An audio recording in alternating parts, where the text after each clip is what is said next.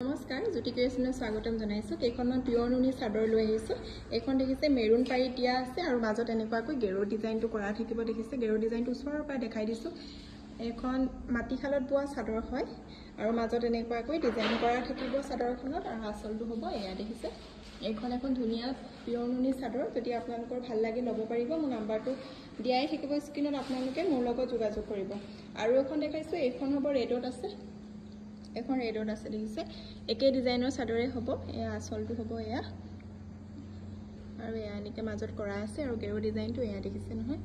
এখন হ'ব চাদৰখন যদি ভাল লাগে আপোনালোকে মোৰ লগত যোগাযোগ কৰিব আৰু এখন দেখাই দিছোঁ এখন চেলেং চাদৰ আছে এখন মেলি দিছোঁ